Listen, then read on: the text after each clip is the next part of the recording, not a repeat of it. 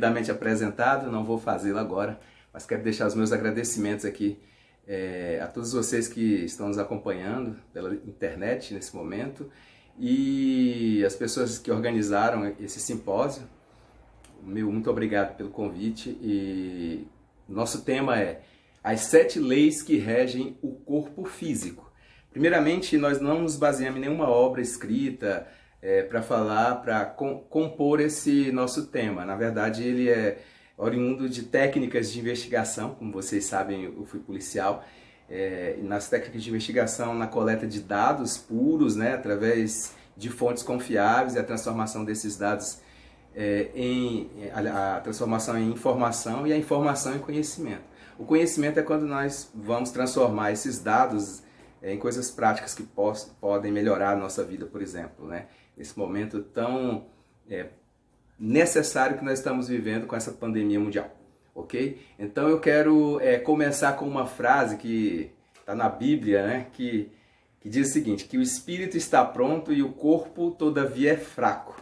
Essa frase está lá em Mateus capítulo 27, versículo 46, e ele possivelmente foi dito por Cristo. Eu quero fazer uma reflexão bem rápida, né, sobre essa questão de que o nosso corpo ele é visto como transitório em todas as linhas de pensamento, né, e isso deixa assim, o corpo em uma segunda, vamos dizer assim, em um certo menosprezo pelo corpo, né, e um maior apreço pelo espírito. Como se o corpo fosse hierarquicamente inferior ao espírito, e nós vamos perceber aqui ao longo da nossa palestra que um dos objetivos claros é nós colocar um pouco de luz sobre essa questão, ok? Existe também uma frase bem legal que eu gosto, que é do Shakespeare, que ele escreveu o seguinte: o meu corpo é um jardim e a minha vontade o seu jardineiro. É uma frase bem interessante que mostra o seguinte, que nós podemos mudar o nosso corpo através da nossa mente, né? E esse tema significa o seguinte, né? Que o nosso corpo ele não está pronto como deveria estar, né? Como diz a primeira frase, mas que nós podemos, através de ações práticas e pensadas e pontuais, fazer uma transformação no nosso corpo físico. Isso é possível. Então, ao analisar essas 7 leis, nós vamos comprovar essa tese. Existe, então, o ensinamento nesse momento de pandemia sempre com relação assim, que o nosso corpo é frágil, que a gente precisa lavar as mãos, né, e tal, precisa ter cuidado, não pôr a mão na boca, nisso e naquilo, demonstrando sempre de fora, né, para dentro. E aqui nós vamos tratar assim, fazer com que o nosso corpo fique forte de dentro para fora, ok? Então, vamos à nossa primeira lei. A nossa primeira lei é a modulação genética. Você é expressão genética. O que é a genética? Bom, a gente aprendeu que a genética realmente é o quê? Dentro de cada célula, do núcleo de cada célula, existem os nossos genes. Os nossos genes são responsáveis por tudo que nós somos, pela nossa expressão física. Então, vamos chamar assim, em linhas gerais, a genética é como se fosse uma receita de quem nós somos, ok? E o nosso corpo passa a ler essa receita, dado que em cada célula do nosso corpo existe essa receita, que são instruções de como cada célula vai agir, qual a função orgânica de cada célula. Então, essa ciência, a genética, é uma ciência muito precisa, e existe uma subdivisão que é a epigenética. A epigenética, ela explica melhor essa modulação genética do que é isso que nós vamos falar agora, né? Ou seja, como que é feita essa leitura da molécula do nosso DNA, né? O DNA nosso, ele funciona da seguinte forma. Dentro de cada célula, como eu falei, existe uma fita de DNA. Essa fita ela é enorme, ela é maior do que o próprio núcleo da célula.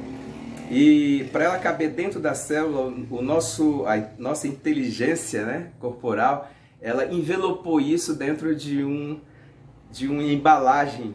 Essa embalagem é feita de proteína. E como ela foi enrolada, né, como se fosse ela foi bastante enrolada, existe uma técnica para se ler esses genes. Os genes, então, são a escrita da receita de como nós funcionamos. E para fazer essa leitura, o nosso corpo ele faz de uma forma dinâmica. Quem aqui já fez leitura dinâmica? Ou quem aqui já leu um livro marcando as suas principais ideias, né? Então é mais ou menos assim. Quando nós, de acordo com o que nós fazemos no nosso dia a dia, o nosso corpo vai marcando, como se fosse um marcador, aquilo de principal que seria interessante para nós, que é o estudo da epigenética, né? Então eu vou dar um exemplo. Vou dar um exemplo utilizando aí o coronavírus como exemplo, né? Como é que funciona uma infecção no nosso corpo. Toda célula nossa é composta, né, por vários materiais orgânicos, mas o principal delas é as moléculas de proteína. As moléculas de proteína são fabricadas por quem? São fabricadas pelo comando genético, vamos dizer assim, pela ordem genética do nosso corpo. Cada molécula de proteína, de acordo com a sua formação, ela indica à célula funções que a célula vai desempenhar, seja na construção de hormônios, na construção de enzimas e etc. Né? O vírus, ele é vamos chamar assim, ele é um corpo muito simples, né? Ele é bem menor do que a célula, como se fosse assim, o nosso corpo e um limão. O vírus seria o tamanho do limão em relação ao nosso corpo. Nosso corpo seria a célula, por exemplo.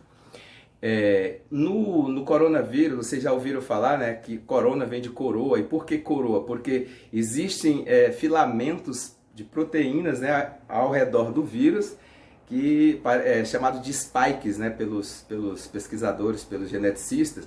Esses spikes são feitos também de proteína. E eles se ligam a uma certa proteína que existe em abundância nas células, que é o ACE2. O que é o ACE2 e qual é a função dele? Uma das funções dele é regular a pressão arterial. Então, quando um vírus do corona ele chega na célula, esse spike dele se liga àquela proteína que é a ACE2 e através daquilo ele abre a célula e a célula reconhece, como se fosse parte dela e deixa o material genético do vírus entrar dentro. Com esse material genético lá dentro da célula, o vírus passa a comandar uma das funções primordiais das células, que é a reprodução, através da meiose, né? Quem estudou a base biológica sabe que as células se reproduzem assim. E esse vírus passa a fazer cópia dele mesmo em grande quantidade, ao ponto de deixar toda aquela camada externa das células cheia de si mesmo, de cópias de si mesmo. Então essas cópias, elas passam a matar a célula, fazendo com que ela perca as suas funções. Então, o que eu quero dizer com isso? Vamos chegar a uma conclusão. Essa proteína que regula, uma das funções dela é regular a pressão arterial, ela existe em grande quantidade em pessoas que têm doenças ligadas à questão da qualidade de vida, da questão de como ela leva a sua vida. Por exemplo, pessoas que que não têm uma atividade física, que não tem uma boa alimentação, não faz uma caminhada, o corpo fica lá parado. O que vai acontecer com a parte genética? Ela vai marcar, lembra do marcador? O corpo dela vai passar a funcionar assim, e aquela molécula que é produzida, geralmente pessoas que têm problemas com a alimentação, que têm diabetes ou que têm algum tipo de doença que é condicionada a essa questão da qualidade de vida, vai ter muito dessas proteínas ali nas suas células, principalmente nessas células das mucosas, do nariz, da boca, é onde o vírus se instala primeiro.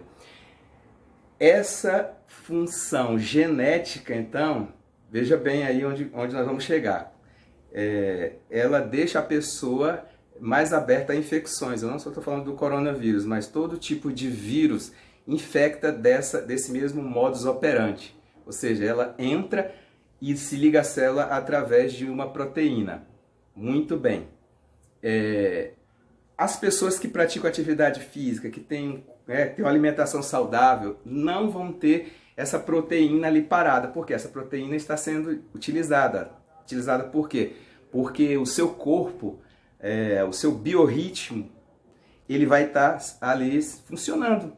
E aí vai dar função para essa proteína. E ela vai, né, fazer as ligações químicas e bioquímicas no sangue, portanto ela vai ser absorvida pelo corpo quando ela terminar de realizar a sua função. Então ela não vai ficar parada e não vai existir. Então, vamos concluir. Pessoas que não modulam positivamente a sua expressão gênica, vamos chamar assim, elas estão mais aptas a contrair doenças infecto-contagiosas, ok? Então, fechando, essa é a nossa primeira lei. Nós podemos barrar, então, qualquer tipo de infecção através de vírus ou bactérias ou qualquer tipo de micro-organismo, fazendo o quê? Deixando o nosso corpo apto, com saúde, fazendo atividade física, praticando, né? E fazendo com que a nossa expressão gênica vai sendo marcada lá dentro das células e a função que nós estamos dando para o nosso corpo vai sendo lido pelos nossos genes. Então aquela ideia de que todo mundo já nasce com uma expressão gênica conclusa, isso não existe, tá, pessoal? Isso é dado através dos nossos hábitos, dos bons e dos maus hábitos, ok? Então, é nisso aí que nós podemos já modular a nossa genética. Como? Então, vou repetir. Fazendo boas coisas, boas ações no nosso corpo, né? Tendo a questão emocional também, que entra nisso aí, lá na frente nós vamos falar, é uma das leis também. E praticando atividade física, boa alimentação, equilíbrio, né, em todos os sentidos, ok? Então vamos para a segunda lei. Então, pessoal, a segunda lei, ela trata do seguinte, né? É a interação das partes. O nosso corpo, ele se interliga mente e corpo. Mente e corpo tem uma interligação. Então, eu vou dar um exemplo, assim, de como funciona essa lei. Como que essa lei como ela funciona e como nós podemos tirar vantagem dela para o nosso bem-estar. Eu vou dar um exemplo da alimentação. Olha, existe uma frase que diz assim, que você é o que você come.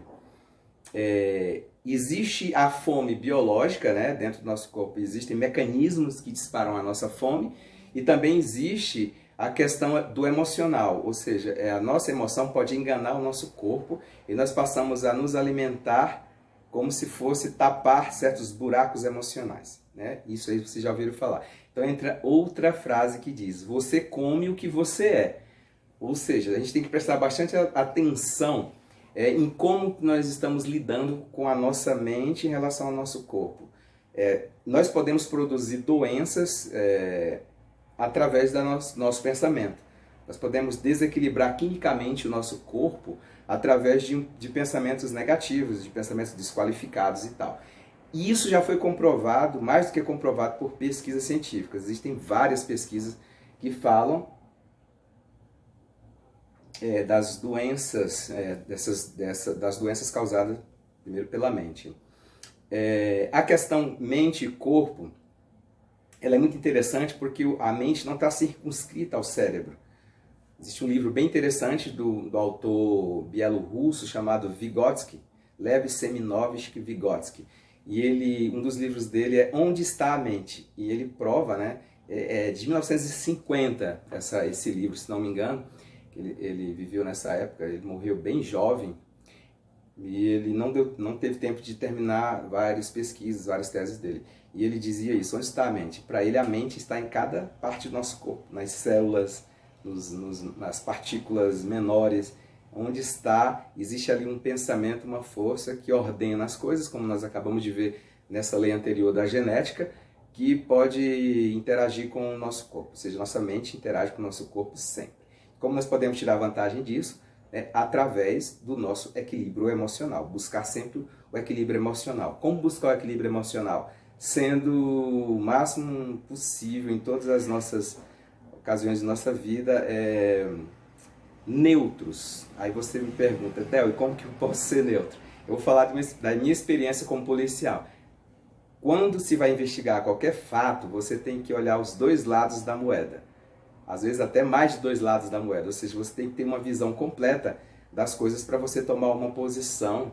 E quando você tem uma visão completa das coisas, a sua tendência é neutralidade. Então a gente tem que aprender a observar sempre os dois lados da moeda, ok? Isso é muito interessante. Vamos agora para a nossa terceira lei. Então, a terceira lei, ela fala também das interações das partes, né, conforme a lei anterior, mas nós vamos focar na interligação entre o corpo físico e o corpo energético. Para início de conversa, né, vamos falar de energia física e energia sutil.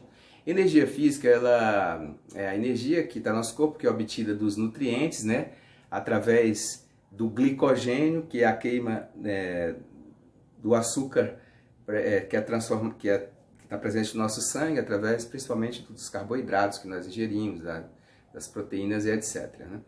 Essa conversão em energia feita pela molécula da glicose, ela não pode ser considerada a energia ali presente na molécula, mas vamos conceituar como a física moderna faz. Seria a capacidade que o nosso corpo tem de realizar trabalho, ou seja, fazer força e provocar deslocamento. Essa é a visão da força física. A força, a energia sutil do corpo humano, nós sabemos que o corpo humano ele é uma complexa rede integrada de energia. A ciência moderna ela já consegue entender isso, a medicina também.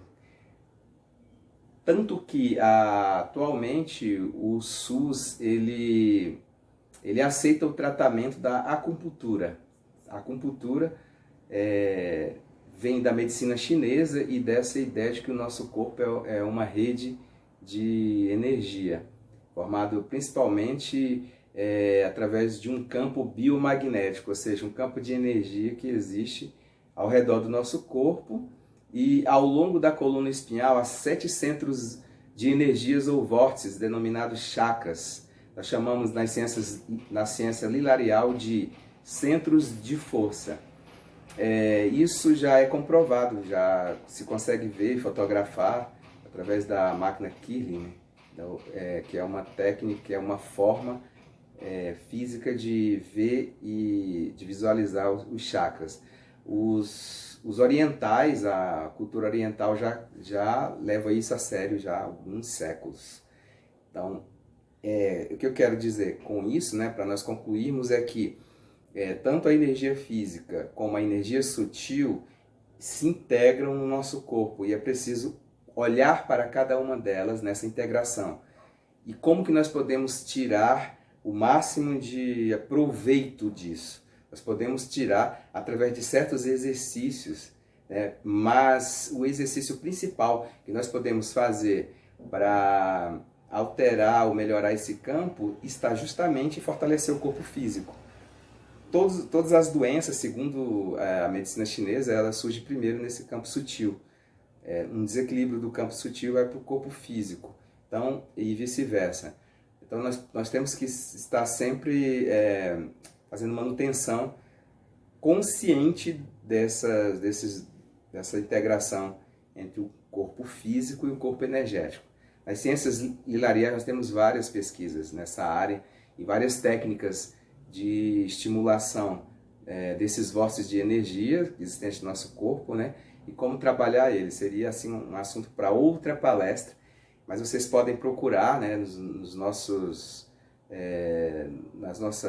redes sociais, principalmente na TV CH, tem muita informação a respeito disso, ok? Então nós vamos para a nossa próxima lei, que é a quarta lei. Então a quarta lei, ela refere ao plano perfeito do corpo físico, a projeção refinada do corpo humano. Nas ciências lilarial nós estudamos o que nós chamamos de padrões da natureza. O corpo físico ele tem um padrão original que foi alterado. Quando nós reconhecemos esse padrão original, nós podemos retornar a ele.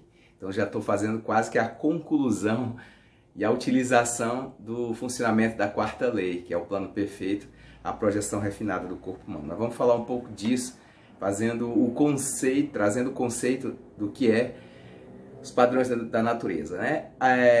Se observa que a natureza existe um padrão perfeito, né, de funcionamento que se interliga uns com os outros, né? E isso é chamado de designer perfeito, né? é aplicado ao nosso corpo também, e todas as coisas que existem convergem esse padrão elaborado da natureza. O corpo físico ele é uma máquina perfeita, porque há como uma possibilidade de visualizar. Isso principalmente através da matemática. No século XII, um italiano chamado Fibonacci, ele sugeriu que existiam números que se repetem, né? Que descreve vários padrões da natureza. Vou explicar assim bem rapidamente para vocês. Os números são sempre a soma dos dois anteriores. Por exemplo, se eu encontro 0 e 1, vem uma sequência da soma desses números. Ou seja, 0 mais 1, 1, né? 1 mais 2, 3, 3 mais 2, 5, aí 8, 13, 21 e assim por diante.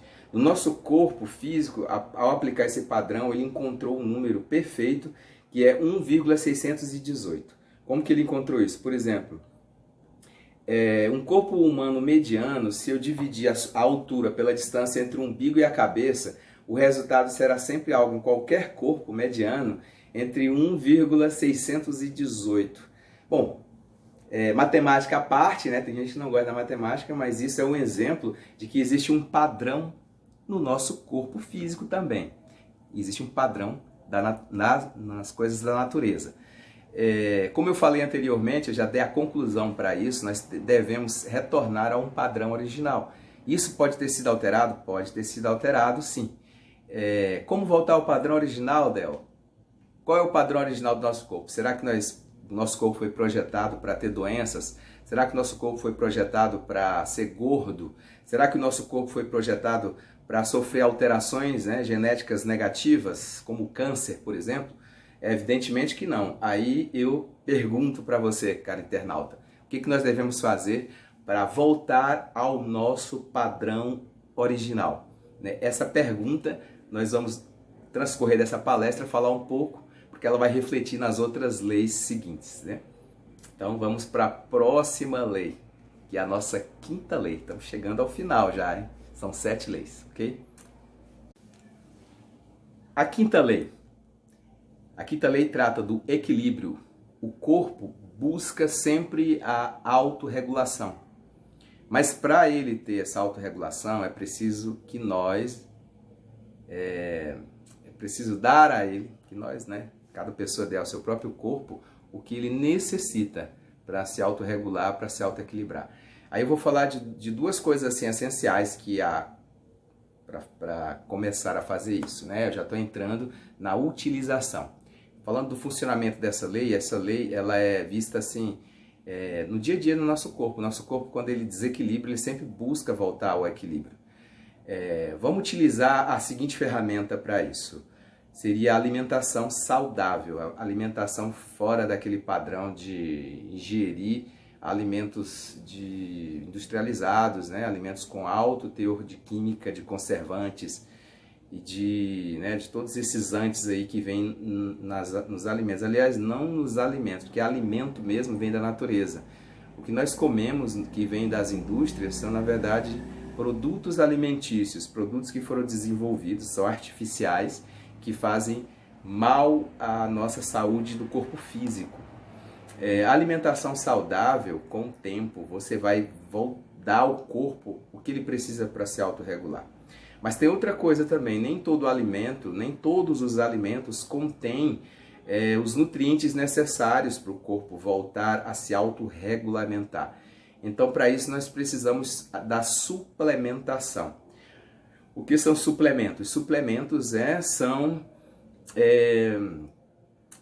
o que iria complementar a nossa alimentação em termos de vitaminas, em termos de sais minerais e em termos de aminoácidos. Esses três componentes, eles dão ao nosso corpo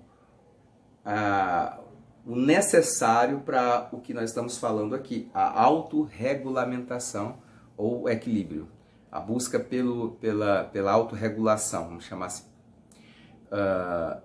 Eu não vou falar muito sobre esse assunto, mas eu indico uma live da doutora Patrícia Caram, que está na tvch.com.br, que ela discorre muito bem sobre os tipos de suplementação, o que é uma suplementação, né, o que o corpo precisa, quais são os suplementos mais necessários ao corpo físico, dentre eles principalmente os minerais, lembrando, né, daquela parte da genética, a regulação genética, ou a harmonização do corpo físico, precisa dos componentes bioquímicos, precisa dessa suplementação.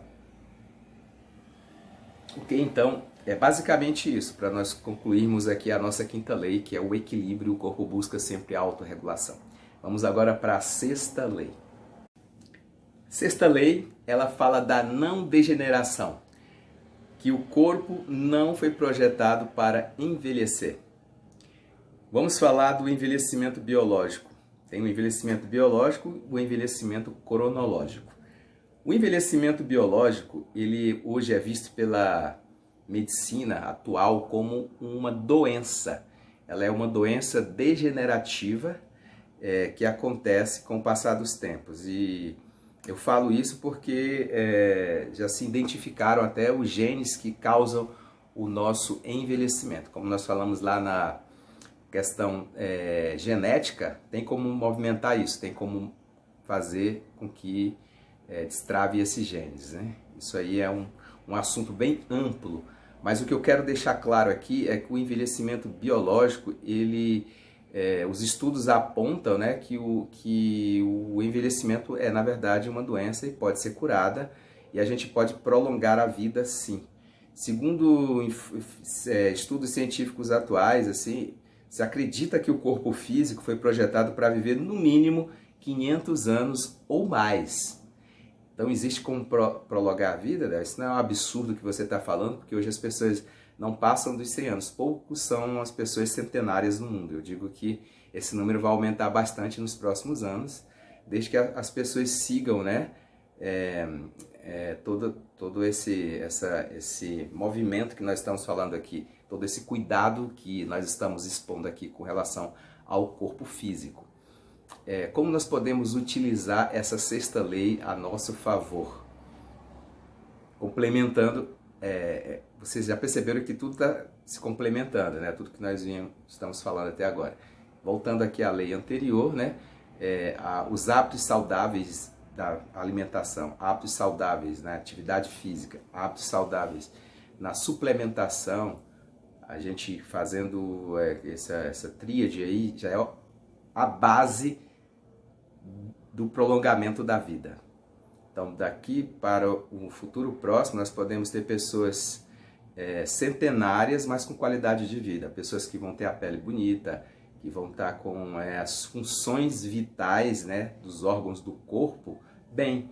Porque a doença chamada envelhecimento, ela é a oxidação celular, ou seja, é a incapacidade das células de se reproduzirem. E os estudos da genética apontam que isso está dentro dos genes nos chamados telômeros. Os telômeros são geralmente o final ali dos genes, né? São umas pequenas entrelaçamentos, né, que vão encurtando com o passar do tempo. E existem suplementos que evitam essa degeneração dos telômeros. Então, fazendo com que a célula ganhe mais tempo de vida, a renovação celular do corpo físico vai fazer com que os órgãos não oxidem mais. Então, a oxidação celular nada mais é do que a incapacidade da célula de se reproduzir. Então, suplementação, volto a dizer, atividade física e alimentação saudável. Vamos para a sétima lei. Depois, alguns assuntos aqui poderiam ser aprofundados, como, por exemplo, a questão da projeção do tempo de vida, né? Quanto tempo que o corpo aguentaria. Então, esses estudos aí da parte científica que eu falei sobre que o nosso corpo pode aguentar muito mais tempo do que se pensa, existem vários estudos aí provando isso, ok? Mas nós vamos passar aqui, por causa do nosso tempo, vamos já finalizando aqui a nossa palestra, né? Sétima lei. A sétima lei, ela é uma colocação bem avançada que eu vou colocar agora, que é a não transitoriedade. O corpo pode ser eterno? É uma pergunta que eu vou fazer e vou colocar assim, dentre essa pergunta, essa possibilidade, será que nós podemos viver eternamente no corpo físico? Vamos fazer assim, para concluir a nossa palestra, vamos trazer alguns históricos, né, sobre isso, e o ser humano, o anseio do ser humano é a vida eterna. Isso ainda não foi alcançado pela ciência, mas é buscado sim pela ciência. Existem várias correntes científicas que buscam, né, essa vida eterna. As religiões já prometem isso, mas ainda está só nas promessas. Nenhuma concluiu ou comprovou a questão da vida eterna. Mas o que eu quero deixar aqui como conclusivo é que, dependente do que eu estou falando aqui, para você que está me ouvindo aí em casa, existe dentro de cada ser humano um anseio pela vida eterna. O ser humano, ele não foi feito para ser transitório. Existe sim esse anseio. Então eu quero dizer que isso é um objeto de estudo científico, sim. Não é ficção científica. Existem relatos de pessoas que alcançaram uma longevidade incrível, né? Existem históricos na Bíblia que falam de pessoas que viveram até 1000 anos, quase 1000 anos, né? Isso é inimaginável nos dias de hoje, mas eu termino a palestra fazendo essa pergunta. Você anseia viver eternamente? E caso a resposta for sim ou não, eu faço a outra pergunta. Como você imagina alcançar a vida eterna no corpo físico? Então, isso leva a um reajuste do pensamento a respeito da hierarquia do corpo físico. Será possível a matéria existir eternamente? Essa transitoriedade do corpo físico um dia pode acabar e nós termos a mesma sensação de vida eterna, não só espiritualmente falando, mas fisicamente falando? Então deixo aqui essas interrogações e gostaria de tratar desses assuntos mais profundamente, mas o nosso tempo não dá mais uma vez. E concluo aqui agradecendo a todos pela atenção, agradecendo a todos pela oportunidade, aos organizadores aí do evento, e deixo aqui o meu abraço e a gente se vê por aí em outras oportunidades, tá? Um beijo no coração de todos, até breve, tchau, tchau.